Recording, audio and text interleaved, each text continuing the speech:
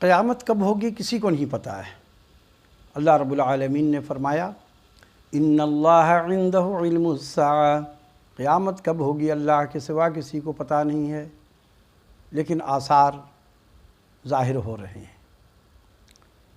آثار ظاہر ہو رہے ہیں، کیونکہ ہمارے علماء کرام جس طرح سے ان لوگوں نے اپنی دکان چمکانے کے لیے، اپنا کاروبار بڑھانے کے لیے دین کا تقدس پامال کر رہے ہیں، اب ان کو دوسروں کو تو یہ لوگ درس دیتے ہیں لیکن خود عمل نہیں کر رہے ہیں،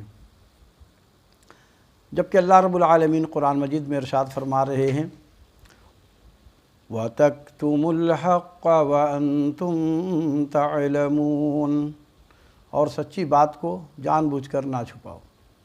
لیکن آج دیکھ لیجئے کہ علماء کرام بڑی بڑی پگڑی باندھ کر کے آ رہے ہیں، میک اپ کیے ہوئے ہیں، نورانی شکل بنائے ہوئے ہیں، لیکن باتوں کو چھپاتے ہیں، قرآن اور حدیث کی باتوں کو چھپاتے ہیں، صرف کیا اپنے بزرگوں کو بچانے کے لیے۔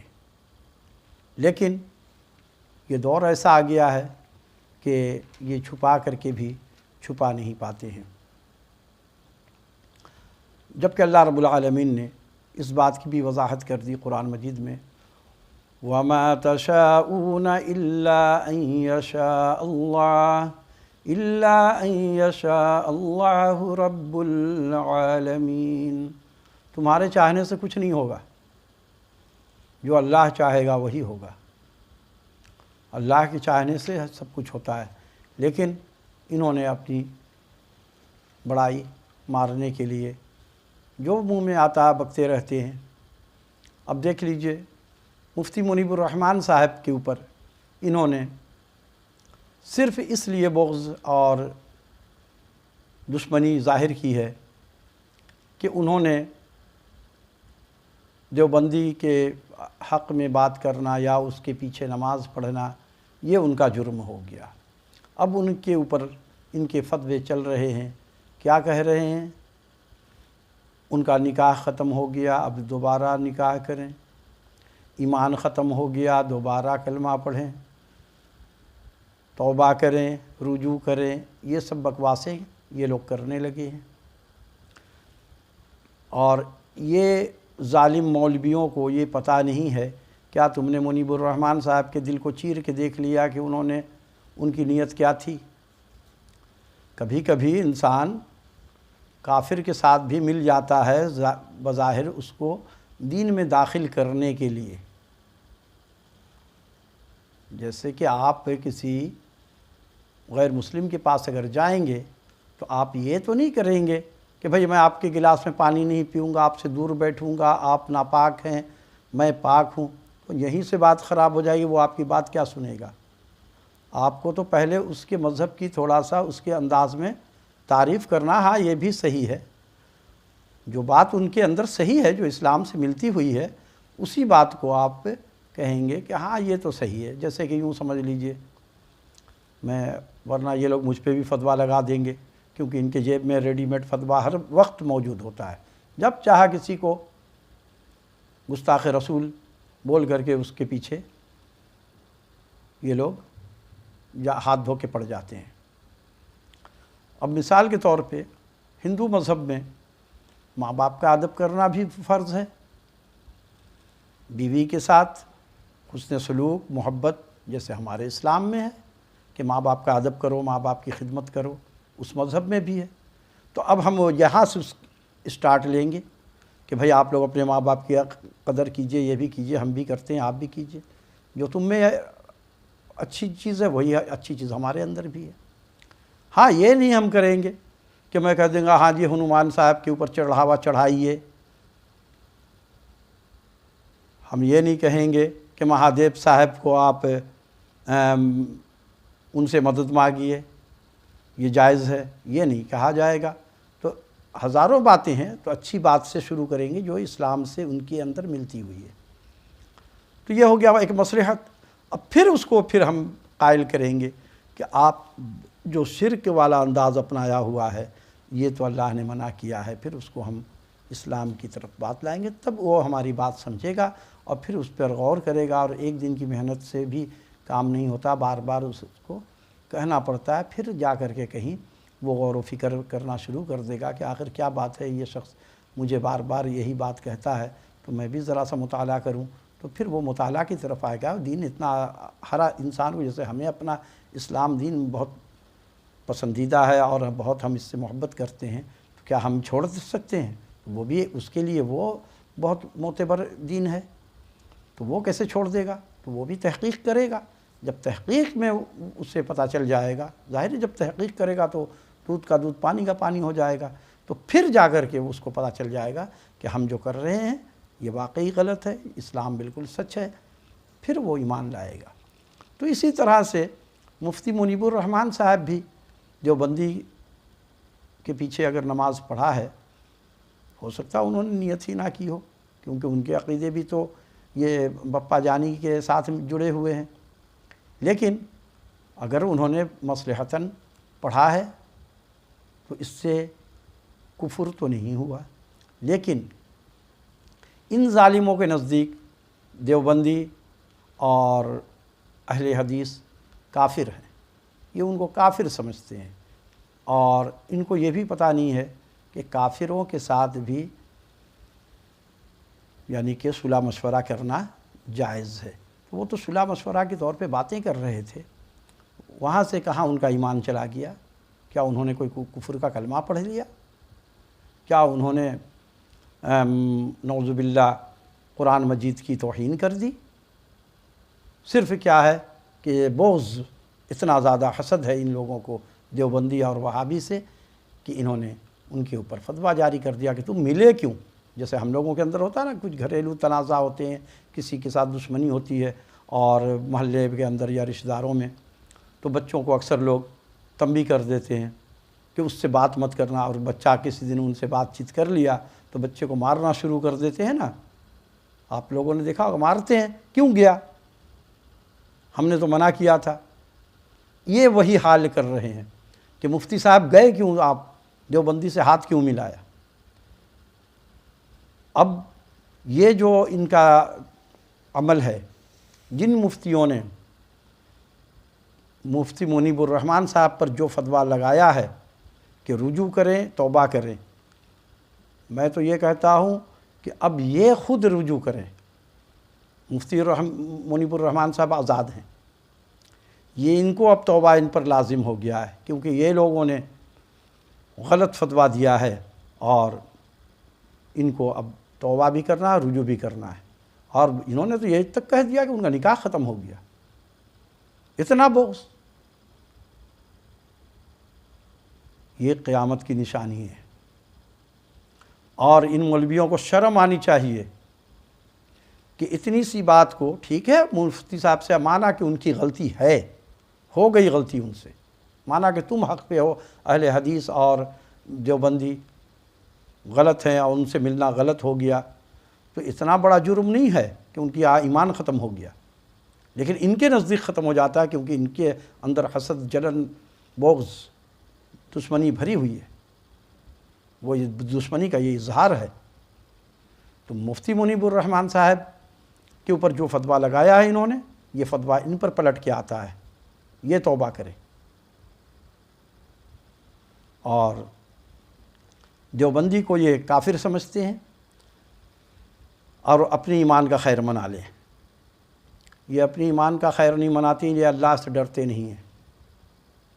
جو اللہ سے ڈرے گا وہ کسی بھی مسلک کو کافر نہیں کہے گا، کیونکہ کافر وہ ہوتا ہے کہ جس نے قرآن کا انکار کر دیا کہ یہ اللہ کی کتاب نہیں ہے، جو نبی صلی اللہ علیہ وسلم کو آخری نبی ماننے سے انکار کر دیا، وہ کافر ہوگا۔ یہ ہر بات پہ کافر بنا دیتے ہیں، ہر بات پہ کافر بنا دیتے ہیں۔ ہاں ٹھیک ہے، کچھ گناہ ایسے ہیں جس سے انسان کا ایمان ختم ہو جاتا ہے، تو ایسا تو گناہ انہوں نے نہیں کیا۔ اور جہاں تک بات ہے کہ ان لوگوں کو یہاں تو بڑی مرچ لگ جاتی ہے، پسینہ آنا شروع ہو جاتا ہے ذرا سا مفتی منیب الرحمن کی باتوں پر، اپنے ایمان پر غور کرو کہ تم لوگوں نے معاشرے کے ساتھ کیا کیا ہے ظلم، معاشرے کے لیے کیا کام کیا، انسان کی خدمت کے لیے کتنا کام کیا آپ لوگوں نے؟ کوئی کام نہیں کیا ہے۔ صرف سجدہ ڈھالنے سے کام نہیں بنے گا۔ آج غریب کا بچہ 10 روپے کی چوری کر لے تو لوگ اس کو لٹکا کر کے الٹا منہ کالا کر کے اس کو پورے بازار میں گھماتے ہیں، اس کو جیل میں ڈال دیا جاتا ہے۔ اور یہ پورا ملک جو لوٹ رہا ہے، پورے قوم کو لوٹ کر کے کروڑوں اربوں روپیہ کھا رہا ہے، اس کے متعلق تم لوگوں نے کبھی بات کی؟ جنہوں نے قوم کی مستقبل کو تباہ کر دیا، بچوں کو برباد کر دیا، ان کے خلاف تم لوگوں نے کبھی فتویٰ لگایا؟ جن لوگوں نے آج قوم کے بچے چرس ہیروئن پی رہے ہیں، گانجا کھا رہے ہیں، پتہ نہیں کون کون سے نشے آ گئے ہیں، سارے نشہ کر رہے ہیں، یہ کون کروا رہا ہے؟ وہ بچے کر رہے ہیں، ان بچوں کا کوئی قصور نہیں ہے۔ تم نے لا کر کے ان کے سامنے یہ چیز پیش کی ہے، اس کے خلاف کون بات کرے گا؟ یہ ہمارے حکمرانوں کا کام ہے، یہ سسٹم کا کام ہے۔ یہ چیزیں آتی کہاں سے ہیں؟ لاتا کون ہے؟ بیچتا کون ہے؟ جب ایک چیز ہوگی تو اس کی طلب بڑھے گی۔ آپ کے سامنے کھانے پینے کی 10 چیزیں رکھ دی جائیں، آپ کو کھانے کا اس میں طلب ہو جائے گا۔ اگر وہ چیز ہوگی نہیں، آپ کو یاد ہی نہیں آئے گا کہ مجھے کیا کھانا، آپ پڑے رہیں گے۔ جیسے آپ نے دیکھ لیا، روڈ پہ آپ جا رہے ہوتے ہیں تو آپ کیا گھر سے یہ نیت کر کے نکلتے ہیں کہ میں وہ جو جادو کرتب دکھا رہا ہے میں وہ دیکھوں گا؟ لیکن اکثر ایسا ہوتا ہے کہ بازار میں وہ کرتب دکھا رہے ہوتے ہیں، لوگ کھڑے ہو جاتے ہیں، 5-10 منٹ کھڑے ہو کر کے دیکھ لیتے ہیں، نہ وہ ہوگا نہ کوئی کھڑا ہوگا وہاں پہ۔ تو ان ظالم مولویوں نے معاشرے کے لیے کبھی کام نہیں کیا۔ اور ہمارے نبی صلی اللہ علیہ وسلم کی یہ سنت بھی ہے، یہ فرض بھی ہے۔ نبی صلی اللہ علیہ وسلم نے قوم کو زندہ کیا، قوم کو تیار کیا۔ حضرت عمر رضی اللہ عنہ نے دن رات محنت کی ہے، تسبیح نہیں پڑھتے تھے سارا دن بیٹھ کر کے۔ قوم کو کیسے نجات ملے ظلم سے، وہ نجات دلانے کے لیے کام کرتے رہے، اور ظلم کو مٹا کر کے رکھ دیا حضرت عمر نے۔ آپ مولویوں نے کتنا ظلم کو مٹایا۔ آپ کی مسجد کے احاطے میں چاروں طرف بدمعاش لوگ رہتے ہیں، آپ کی ضرورت ہے کہ آپ اس ٹاپک پہ کبھی تقریر کر دیں؟ آپ کی مسجد کا سیکریٹری رشوت خور، بڑے لوگوں کو تو لوگ سیکریٹری بناتے ہیں، خزانچی بناتے ہیں، اور صدر اور پریسیڈنٹ نہ جانے کیا کیا عہدہ دے کر کے آپ لوگ بیٹھے ہوئے، تو سارا انتظام انہی لوگوں کے اختیار میں زیادہ تر لوگوں میں ہوتا ہے، زیادہ تر بڑے لوگوں کو دیا جاتا ہے۔ اور یہ بڑے لوگوں میں ایسے لوگ بھی ہیں کہ جو رشوت کماتے ہیں، سود کا کاروبار کر رہے ہیں، نہ جانے کیسے کیسے ان کے کاروبار ہیں، اور ان کو بناتے ہیں، لیکن یہ کبھی بھی اس کے خلاف تقریر نہیں کریں گے، وہ رشوت کے اوپر بات ہی نہیں کریں گے کہ سیکریٹری صاحب بولیں گے ارے یہ تو ہمارا۔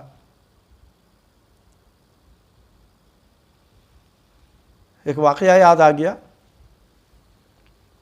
ایک مسجد کے صدر صاحب آئے امام صاحب کے پاس، کہنے لگے میرے بیٹا کے لیے آپ دعا کر دیجئے کہ مجھے میرے بیٹے کو ملازمت مل جائے۔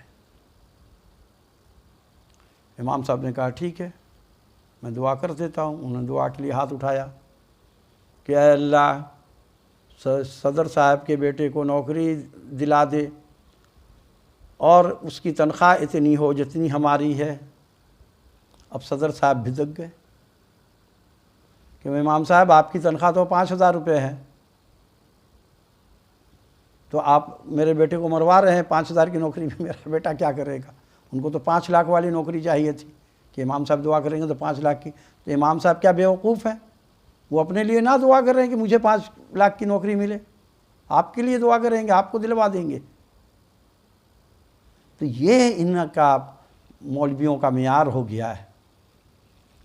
بڑی بڑی تقریب میں جاتے ہیں، بڑے عاشق رسول بنتے ہیں، عاشق رسول چھانٹ کر کے کھاتے ہیں، کہاں کا حلال کا کھانا ہے کہاں کا حرام کا۔ یہاں تو جو جہاں سے بھی حلوہ پوری آ گیا اور کباب آ گیا، دنا دن کھا کر کے پیٹ بڑا کر لیا۔ کبھی کسی مولوی نے پوچھا کہ ہاں بھائی دعوت ہو رہی ہے، اس گھر میں حلال کی روزی آ رہی ہے کمائی یا حرام کی آتی ہے؟ وہاں ان کی زبان نہیں چلتی ہے، زبان چلتی ہے منیب الرحمن صاحب، بیچارے نیک سے آدمی ہیں، ظاہر ہے مولوی ہیں، اندر سے کچھ بھی ہو، لیکن بظاہر تو وہ فائٹنگ نہیں کریں گے ان کے ساتھ روڈ پہ کھڑے ہو کر کے، ان کو ماریں گے تو نہیں، چھری لے کے تو نہیں سامنے آئیں گے، لیکن وہ آ جائے گا چھری لے کر کے ان کو مارنے کے لیے، بلکہ مار ہی دے گا، ان کے خلاف بات نہیں کریں گے۔ تو آج یہ قوم کی بربادی کا سامان جن لوگوں نے کیا ہے، قوم کے بچے کو ختم کر دیا، آج ہر گھر میں مائیں رو رہی ہیں، باپ تڑپ رہا ہے، بچہ نشہ میں مبتلا ہو گیا ہے، اور اگر جس کو ہم چھوٹا سا نشہ کہتے ہیں لیکن یہ بہت ڈینجر نشہ ہے جو گٹکا آج کل چلا ہے، یہ گٹکا سے کینسر ہو رہے ہیں، جگر کا کینسر اور معدے کا کینسر، حلق کا کینسر، دانت کا کینسر۔ ابھی ایک پیشنٹ ہمارے پاس لڑکی آئی ہے، گٹکا کھا رہی تھی، لڑکی نہیں عورت ہے، مطلب ہے کہ ابھی شادی ہوئی ہے اس کی، ایک دانت میں اس کے زخم ہو گیا، ڈاکٹر نے آپریشن کیا، کاٹا اس کو، صحیح نہیں ہوا، تو میں ابھی آج سے بسم اللہ کیا میں نے۔ تو اب دیکھیے یہ لوگ اس طرح سے یہ ذمہ دار، اگر یہ لڑکی مر جائے گی، ایک عورت آئی تھی پہلے بھی، تو وہ کچھ دن ہمارے پاس علاج کرائی، کچھ بہتری اس میں آ گئی تھی، لیکن پھر اس کے لواحقین اس کو لے کے سندھ چلے گئے کہ نہیں ہم کسی بڑے ہاسپٹل میں علاج کرائیں گے، لیکن وہ وہاں ہاسپٹل میں گئی، پھر وہاں پر 10-15 دن علاج چلا اور وہ دم توڑ گئی، وہ بھی گٹکا کھاتی تھی۔ یہ قتل کا ذمہ دار کون ہے مولویوں؟ تم لوگوں نے کبھی آواز اٹھایا، حکومت پہ پریشر ڈالا؟ کہ ابھی انہوں نے پابندی لگائی گٹکا پر، آپ یقین جانیے پہلے سے زیادہ گٹکا بک رہا ہے، پولیس کے عیش ہو گئے، بھتہ مل رہا ہے، گٹکا والے کو پکڑتے ہیں، پورا اس کا ٹپر، جتنا پیسہ جتنا اس کا مال وہ سب لے کر کے چلے جاتی ہے پولیس، اور وہ تو اپنا جان کی امان چاہ رہا ہے، بھاگ گیا۔ ابھی یہاں گلستان جوہر میں ایک عورت گٹکا بیچ رہی تھی، پولیس آئی، وہ بھاگ گئی گھر چھوڑ کر کے، جھوپڑی تھی اس کی، جھوپڑی میں 50-60 ہزار بقول اس عورت کے کہ 50,000 روپے ہمارے تھے، ہوں گے، کیونکہ یہ کاروبار بہت منافع والا ہے، اور وہ عورت دن بھر بیچتی تھی، اور سارے گٹکا کھانے والے، پورا جھوپڑا پٹی گٹکا خور، روزانہ وہ 10-15 ہزار کی سیل کرتی تھی۔ تو اس نے بتایا کہ پولیس اندر گھسی اور تلاشی لیا، اور گٹکا ہمارا 2 کٹا یعنی 2 بوری بھرا ہوا تھا 10-15 ہزار کا، وہ بھی لے گئی اٹھا کر کے، اور اس نے ان کے تو ایسے ڈبے شبے ٹائپ کی چیزیں تھیں، پیٹی کھلی، انہوں نے تلاشی لیا، پیسہ جو جتنا آیا ہاتھ میں سارا لے کے چلے گئے۔ اب وہ تھانہ میں جا بھی نہیں سکتی، کیونکہ جائے گی تو اس کو پکڑ کے بند کر دیں گے کہ یہ گٹکا بیچ رہی تھی، صبر کر کے بیٹھ گئی، پولیس کے موج۔ اب وہ گٹکا پولیس نے کیا گٹر میں ڈالا ہوگا، کسی دکان پہ پھر بیچ دیا ہوگا۔ یہ کاروبار چلتا ہے۔ آپ کا کام ہے مولانا کہ آپ لوگ معاشرے کو ٹھیک کیجئے، یہ ٹھیک کرنے کی ذمہ داری آپ کے اوپر ہے۔ ٹھیک ہے، ٹھیک ہو نہ ہو، آپ کا کام ہے آواز لگانا، لیکن آپ لوگوں نے کبھی ایسا کام نہیں کیا، اور صرف تنقید کہ وہ نماز ایسے کیوں پڑھتا ہے، وہ مزار پر کیوں نہیں جاتا۔ ارے بدبخت مولویوں، ذرا سا ہوش کے ناخن لو، مزار پر جانا فرض نہیں ہے، چادر چڑھانا فرض نہیں ہے، اور جہاں تک بات رہی کہ تم لوگ جو بدعتیں کرتے ہو، اگر تمہارا یہ بدعت مان بھی لیں کہ صحیح ہے، اور جو نہیں کرتا تو فرض تو نہیں ہے نا۔ اگر میں نے نہیں کیا، میں مزار پہ نہیں کبھی گیا، میں کبھی چادر نہیں چڑھایا، کبھی منت نہیں ماننا، کبھی بابا سے میں نے مرادیں نہیں مانگی، مانا کہ جائز ہے، لیکن اصل جائز تو اللہ کا ہے نا، تو میں نے اللہ سے مانگا۔ لیکن اگر یہ غلط ہوا تو آپ تو پھنس جائیں گے، اللہ تو آپ کو پھر چھوڑے گا نہیں، کیونکہ تم نے اللہ کے قانون کو گویا توڑا۔ لیکن یہ فرض نہیں تھا، جیسے ہم نماز، بھئی اگر صلاۃ التسبیح نماز میں نہ پڑھوں